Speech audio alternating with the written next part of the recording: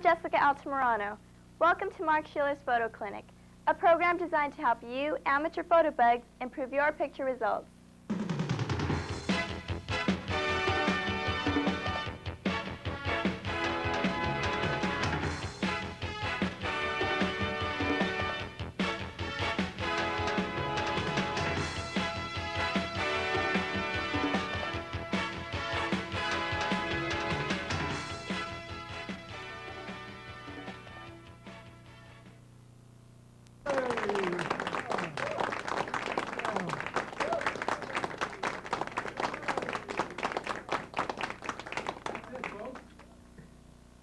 The show are going to feel this was rehearsed. And that smile is a dead giveaway, so please straighten up that face. How do you do, folks? Once again, welcome to Photo Clinic, another program designed to help you improve your photographic technique, whether you're using a 35mm camera, a 2 1/4 format, or a camcorder. Now, you know the camcorders come in many different formats, so we won't go into it this time, but I'm going to throw the floor open to questions from our students. And by the way, some of the people you see in the studio today are bona fide students who do attend my class. They're the ones that will probably know the answer to all of the questions, and they'll tell me what it's all about. So without any further fuss or muss, are there any questions in the class? Mr. Sheeler? Mr. Sheeler? Yes, ma'am. Well, I don't have a question, but I have a statement to make. A statement to make? Yes. Not now, a little later. Questions? Yes, ma'am. The lady in the red... Does picture quality vary from the VHS to the VHS-C or the 8mm camcorder? What you're asking is, do the different formats offer different resolution? Yes. Well, to be very frank with you, it's a subject that has not been answered even by the industry, because it depends on the particular manufacturer who makes the particular camcorder. Actually, if you will recall, in our class we talked about a resolution chart. Do you recall that? Yes. A resolution chart is something you put in front of the camera, focus it, and then project it through the tape that you play on your television set, and that pretty well tells you how sharp your particular camera is, which, by the way, is determined by the quality of the lens, as well as the number of chips that receives the image. So it may sound like I'm being evasive to answering your question, but Consumer Guide has done a very extensive investigation on the different cameras and the different qualities. And once you come up with what you think is the answer, they'll blow it all to smithereens, because now they're coming up with Super, which definitely is much sharper than any of the cameras that are available today. If you'll notice very subtly, the different prices are coming down on the different camcorders. Actually, it's an anticipation of an entirely new system that will hit the market, so that it doesn't hurt you that much in the pocketbook. The prices will slowly start to slide. I would like to tell you, however, that you may think you're being stuck with an old system, but I'm pretty sure that the current camcorder will be around for a good 20 years.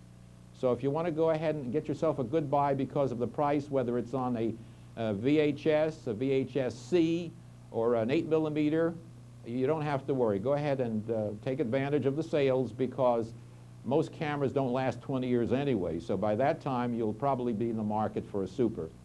I hope that answers your question. Yes, thank you. Any other questions here? Yes. Yes, ma'am. Well, I don't have a question, but I'd like to make a statement. Would you please hold your statement until later? Somebody else want to? Yes, sir. What is an auto mixer? What does it actually do? An audio mixer? Yes. Well, as the name implies, it mixes sound. In other words, you want to feed more than one channel into your video, which you can do post-wise. In other words, after you've shot the picture in the camcorder, now you've decided you want to add some extra sound, be it ambient sound or sound effect or music or even narration. The audio mixer affords you a plug for plugging in your microphone, so you can add sound to the track that you already have the video on.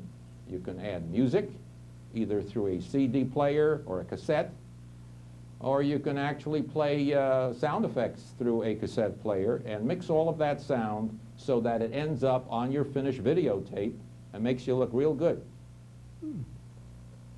Does that imply that I answered the question? Yeah, it does. Very good. I'm very happy to hear those sounds. So any one of you, when you feel the question has been answered, just give it in your own frequency, or. Okay. Any other questions? Yes, ma'am. Yes, I really do have to make a statement. Well, the ladies' room is to the left. Oh, you don't want that kind of a statement? No.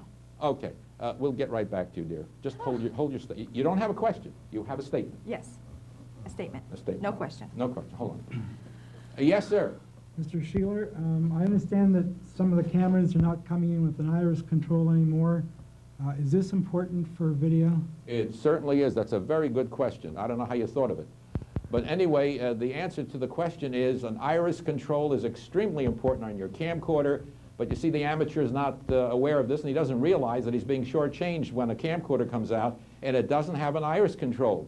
You see, most of the manufacturers think the amateur isn't very knowledgeable on operating the cameras, so they reduce the price a little bit, but they also start taking things away from the camcorder, and eventually you become aware of it when you get a camera that doesn't have a lens. Even the amateur starts to question, where's the picture being taken? I usually get a chuckle when I give that kind of an answer, but we'll let it die just the way it did, and please don't step on it. To answer your question, an iris controls the amount of exposure, as does your shutter speed, but it's extremely important to have an iris because on some camcorders, the iris also serves as a fader. If it's a manual iris, like it is on some of the RCA camcorders, you turn the iris down to the smallest stop, and eventually you go black. You can also fade in with the iris. But in between, you have a myriad of f-stops which you can utilize to help control your picture. There will be times, for instance, on backlighting, where even though you push the backlight button, which only opens up the f-stop by one stop, it is not sufficient to counteract the backlighting situation. So with the manual iris, you can actually turn it gradually and look through your finder. In your viewfinder, you'll be able to see the results. So you don't have to guess and say, gee, am I allowing enough light, or is there too much light? Start to become knowledgeable on the image you see in your finder, and you'll become quite educated as to how much to adjust your iris. Now, when you get a camcorder that doesn't have an iris, you don't have that choice. You're pretty well stuck with what the automatic part of your camera will get for you in the way of an exposure. No. Very good. Thank you very much. Any other questions? I can't avoid this lady. She's so pretty and right in front. I'll ask her one more time. You do have a question? No. Well, what do you have? I shouldn't ask what you have. That's a leading question. I really have a statement to make. A statement to A make? statement. Can you hold on to it for just a little longer, please? Just a little. Okay. The gentleman back there in the conservative jacket, you have a question? Yes. Mr. Sheeler, By the way, when you sit down, the chair is no longer where it was when you stood up. We don't want you disappearing below the horizon. yes, sir. So be careful, okay? How would you explain the difference between a key light and a fill light in making a still photo or a video? A key light is usually a light that's used both in still photography, in fact, any other form of photography, whether it's cinematography, videography. A key light is supposed to represent the sun. And you all know that the direction the sun comes from is always from above. The amateur makes the mistake of sometimes having a main light down close to the floor or 45 degrees off to the right at the same level as the subject, and that is incorrect. Because you set the key light so that people looking at your finished product, be it video or still pictures, that they assume it was taken in sunlight.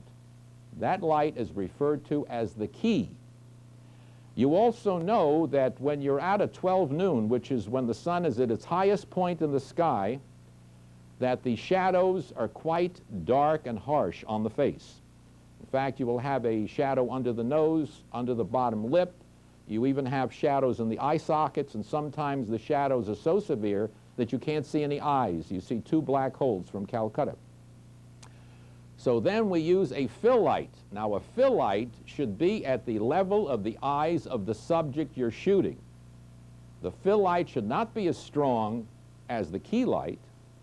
So we either take two same wattage lights and position them at a different distance. In other words, the fill light should be twice the distance from the subject as the key. Or use a light that's half the wattage of the key. So now you're getting half the illumination, and what that does is lighten the shadows created by the key without completely eliminating the shadows. Shadows are nice because they give you a three-dimensional effect. Now, if you were to use a fill light that's as powerful as a key, both lights would fight each other, and you'd end up with a very unnatural situation and a flat illumination. We want the shadows, but we want detail in the shadows.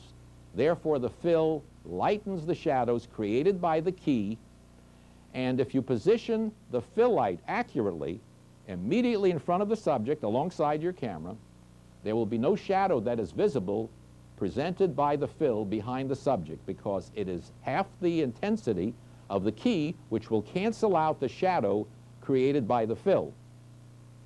Do you understand that? Yes, sir. Thank you. Now you tell me what I said, because I wasn't paying any attention at all. You have a statement. Yes. Will you please come up and make that statement?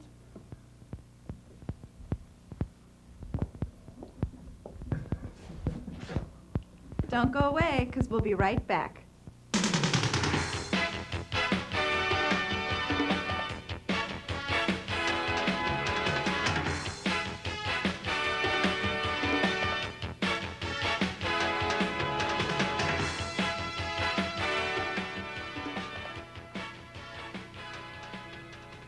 Do we have any other questions?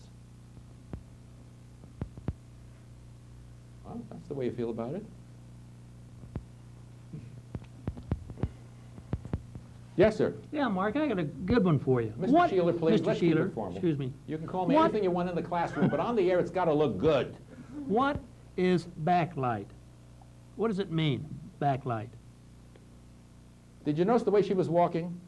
Yeah. Well, her back was pretty glowing, wasn't it? Yeah, but that ain't what I'm talking about. I mean with the video camera. It's got on there backlight. Backlight means that the direction of the light is not coming from behind the cameraman where it should. It's coming from behind the subject, which misleads the AE, the auto exposure on the camera, to feel that there's too much light. The iris automatically stops down, excuse me, and therefore the person whose back is to the light records too dark. So they have the backlight button. When you push the backlight button, it countermands the iris in the camera, the automated iris, and opens it up one stop to give a little more light to the person's face. No matter how you look at it, it's a bad situation. Try not to get into a backlight situation in the first place, but if you can't help yourself, use the backlight, and if you have an iris adjustment, open up your iris until you can see the person's face. That's good. Okay. You have a question, sir? You're smiling, or are you just content with things? Just content to sit here. Just content to sit here. I don't even know who he is. Who opened up the door? Who let this guy in? I don't recognize him from our class. I am worried sometimes when I see people I don't recognize, because there are a few outstanding bills that we haven't paid yet. Any other questions? Okay, sir, the gentleman with the tie. Would you stand up, sir, so we can hear what you have to say? Is there any rule to follow when panning? Is there any rule to follow when you're panning your camera? Camera, yes. Thank you very much. I'll answer the question for you. When you pan your camera, the amateur really has no starting point and no destination, so that you immediately notice when the camera's being panned that he's searching. What you want to make sure when you pan, first of all, is that your camera, if at all possible, is on a tripod for stability, if at all possible. And you should decide before you start panning where your originating point is and where your ending point is. In other words, let me take this camera to give you an example.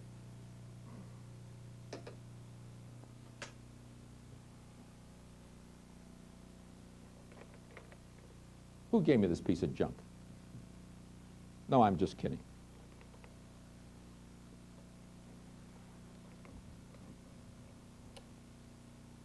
Why am I having trouble panning this?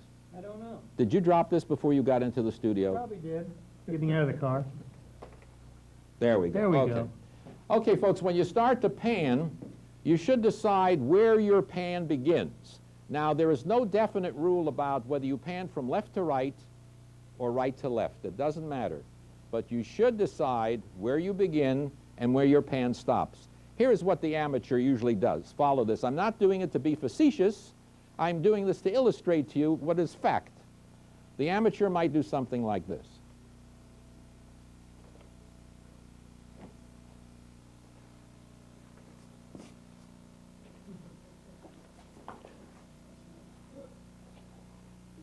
And it looks like that, believe me, when you see it on your screen. And it's very tough to watch. And of course, what you do is force the friendship and relationship between you and the people watching this. And they're trying to be polite. And they're going, hey, that's pretty good. What kind of a camera were you using? They're trying to blame it on the camera, which shows how polite they are. They're not saying you're a lousy photographer. So here is the correct way to do this. You find where your start is going to be. Give it about 10 seconds, by the way, to get up to speed. Now, you already decide, let us say the plant right over here in the studio is where I want to stop. You go very slowly. You never pan quickly, because when you start to pan fast, it's even faster on the screen, because remember, you might be at the telephoto position, and any little area is magnified so much that any microscopic move looks like a cannon shot. So here is about the speed you should do a pan. And if you use a fluid head and a TV tripod, it'll give you a nice, even, smooth move. Okay, I'm on the plant and I've stopped. There was a definite beginning and a definite end. Let's say I wanted to reverse that and start at the plant and end up at that gentleman there. Usually, most panning is done with landscaping or even a city scene, which might be something you want to pan. You start from a dead stop, count about 10 seconds for your very stable beginning, and then very smoothly and slowly start to pan across. You already know where you're going to stop because you don't want to search for it. And that's your pan. Do not follow one pan with another. Separate your pan so it doesn't become monotonous, or it doesn't look as if your camera refuses to stop and it's gotten out of your control and you're fighting it. So after a pan, you should have the regular long shot, medium shot, sky shot, but you definitely don't want to have more than one pan at a time. In fact, 2 pans in a 15-minute video is more than enough. Does that answer your question, sir? There you go, very good. They're catching on now. He almost got it right. If we don't have any other questions, I'd like to take a nappy poo right now. Any other questions? All videotapes seem to give me the same quality picture. Is it really necessary to buy high quality, high definition videotape for my video camera? What kind of tapes have you been using up to now? Or just whatever, no, retail, I don't know what You don't quality go they into those are. 99-cent stores, do you? No, not that, but still. Okay. You always want to get the best, highest quality tape that money can buy. Now, that may sound extravagant, but anything, I've got something here, by the way, about tapes. Quality of tape becomes more obvious with use. The editing process is very rough on tape because of the searching process where rewind, fast forward, and pausing causes surface oxide dropout in picture and sound. To reduce that to layman's language, what they're telling you here is that you might use a very cheap tape, and the result you get looks real good, and you say, hey, I've really beat the system. I actually can now buy a very cheap tape and get a good picture. That's very misleading. It's not only the quality of the picture that you're concerned with when you buy a high-quality tape, it's also longevity, how long it will last, and how much abrasiveness it can take. In my class, as you know, we eventually get to editing, and when you edit, you do a lot of fast-forwarding, searching for the next shot you want, or a lot of rewinding, and that tape keeps running over the head, the recording head. That means there is contact being made, and you know what friction does. Friction causes wear. If you've got a cheap tape, you're going to start stripping the oxide surface, end up not only with a camera full of garbage, as the French would say, but you also end up with ruining your tape. You start to get dropout. And if you don't recognize what dropout is, it's little white specks that you start to see on the screen, or sometimes you'll hear your sound out of no specific reason drop. The volume of your sound drops, or the sound may completely disappear for a second or so. That is dropout. You've lost the tape that either carries the audio or the video because it was a cheap tape, and then you start to realize, which they call the moment of truth, why it was a cheap tape. If it's worth recording, I think I have something on that on the other side.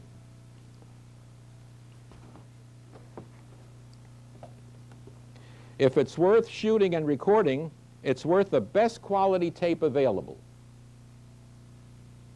I hope that answers your question. Yes, it does. Thank you. You're quite.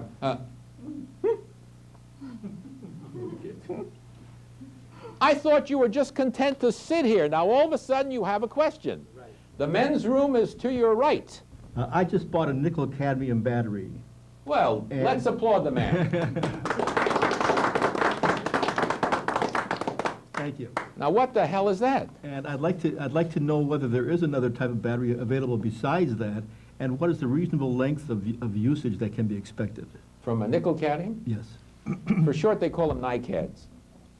Okay, how long have you had your NiCad battery?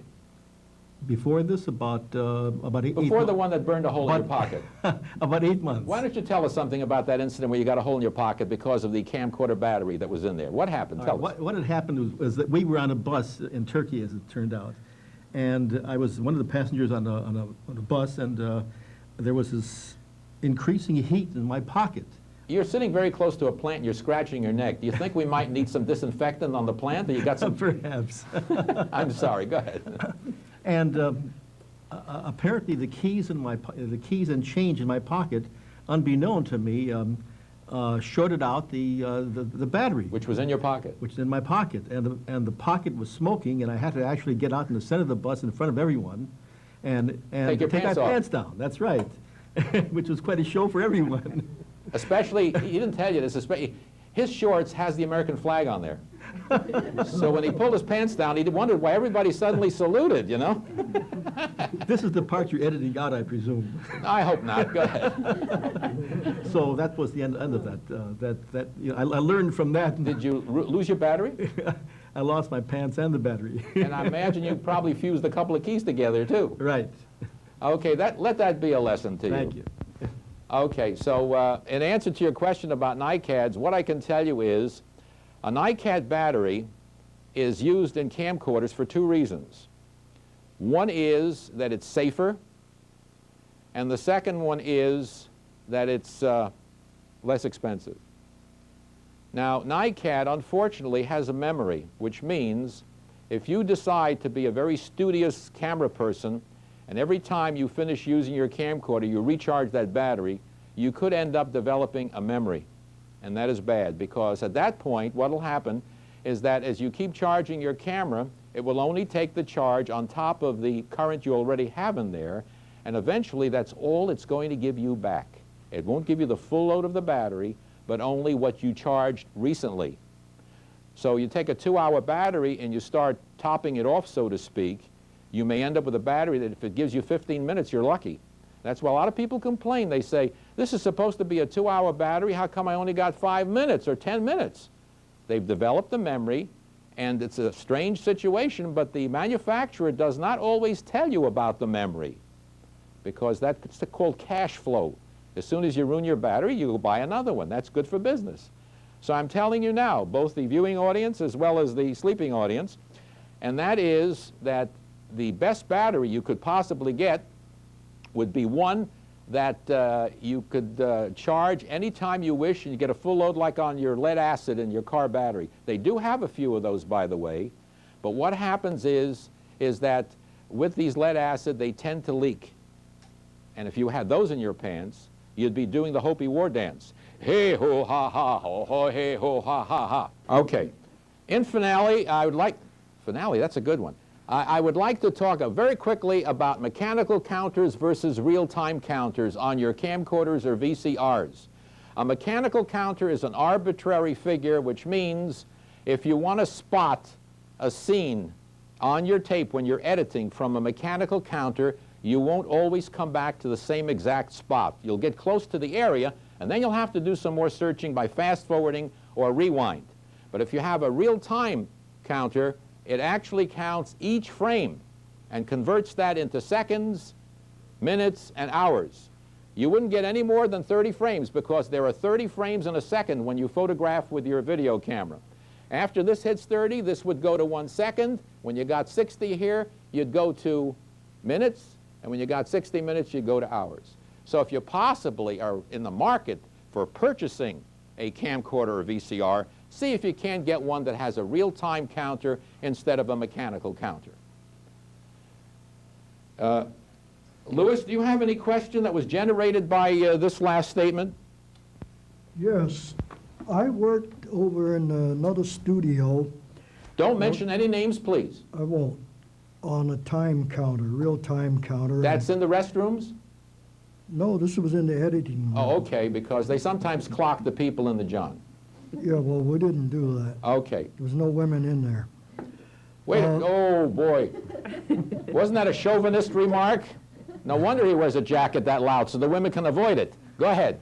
Well, I discovered that it was the first time I'd ever seen a real time counter outside of a recording studio for sound, where they use them all the time. But I've also like to state that I've learned a lot by being here on your program, and I've learned considerably a lot of things that I didn't know before. Thank I'd like you to very thank much. you very much. You can figure you'll probably get an A in this class. Thank you. And it has nothing to do with what you just said.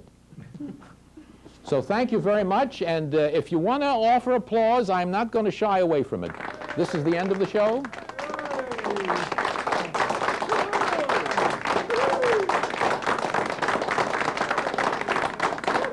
That's it for today's show with Mark Sheeler. Check your local listing when, once again, we'll return with Photo Clinic.